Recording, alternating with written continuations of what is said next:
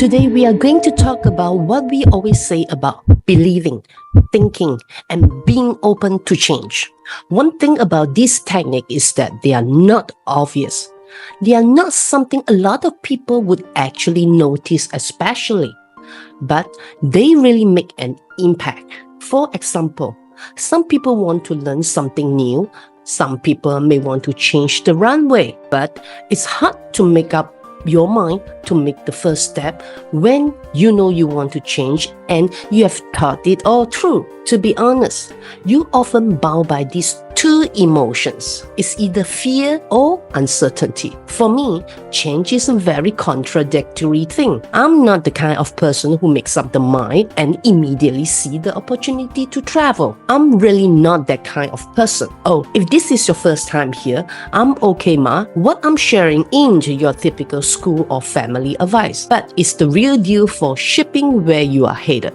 In fact, people around me have faced the same issues, which is the main reason why I wanted to talk about this topic. This is something I always share with them, some of my own past experiences. The first thing that comes to my mind is that I went to work abroad. I've been undecided for a long time, years actually. I just couldn't do it, even though I've wanted to go abroad since I was a kid and wanted to make a big change. And the fact is, the older you get, the more you realize how hard it is to decide, because you have got more and more to think about, or maybe to give up. Well, the more things you have in your hands, the more things you have to give up. Back then, I had a good job. I was making good money, and I had just bought a new car and a house.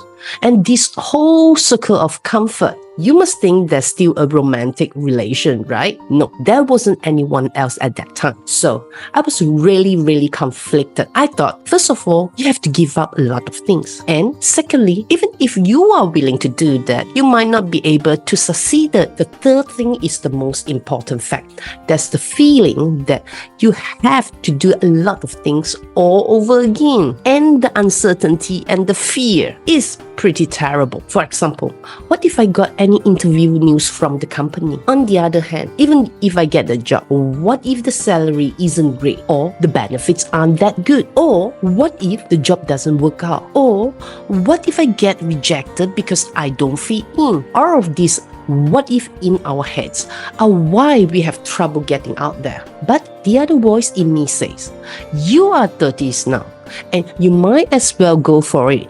If you don't get out there now, you will never want to get out there, because the next thing you have to give up is only going to get worse.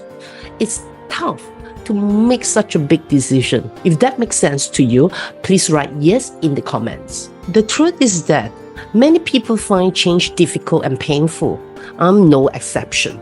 Fortunately, I had an idea to tackle this issue. What do you think it is? You would never believe that I could come up with this idea. I started a series of brainwash sessions to help myself to think differently. I was constantly tricking my mind. Here's how you can easily trick your mind. The first thing to do is to talk to my mind and trick myself into making the first move. Let's say I wanted to work abroad. Then I asked myself, could I break it down a bit? First, you will need to brush up on your Chinese. Why not enroll in a Chinese class to get up to speed? I already use Chinese at work, so it would be good to brush up on my skills. Even if my Chinese improves, I don't have to go abroad, right? I kept brainwashing myself that I just wanted to improve my Chinese language skills. I wasn't going to go abroad, and I hadn't decided to go abroad. Guess what? I managed to get myself enrolled in a Chinese class and went along to the first session. There are a lot of these Chinese foreign employment agencies near the Chinese classes.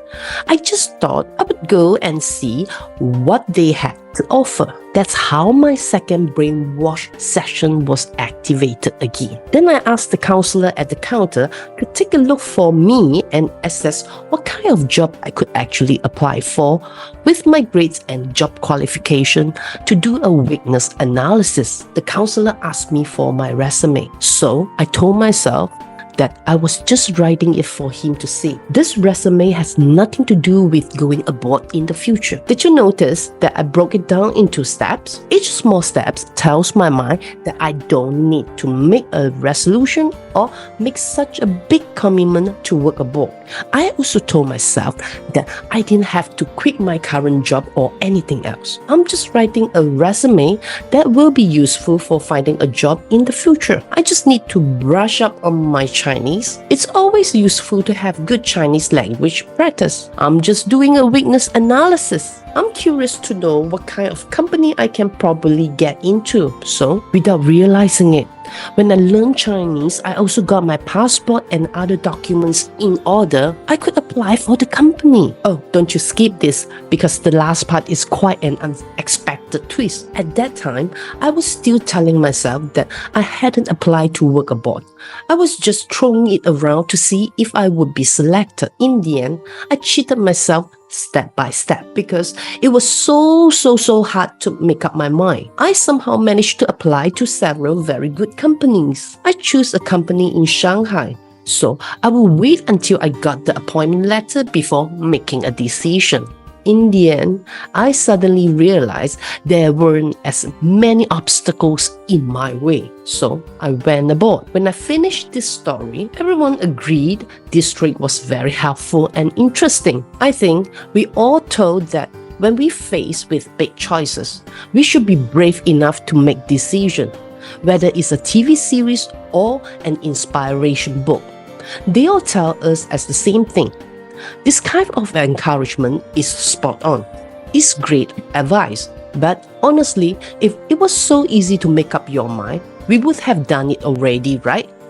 Is that why you have to make this decision? It seems like you have a lot of obstacles in front of you. And are there lots of things you are reluctant to let go of? So that makes our inner voice tell us we need to change, but we can't actually take the first step. This is where we use the little trick I just talked about. Honestly, I was lucky enough to stumble across it. I'm having a tough time dealing with the reality of working abroad. Finally, an unexpected opportunity came up in Shanghai.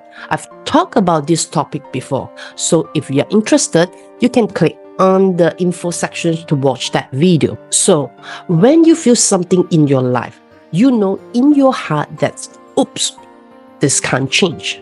We all have things we think we want to do, but can't actually do. The best thing to do is to cut it down to size. Break it down into something very simple.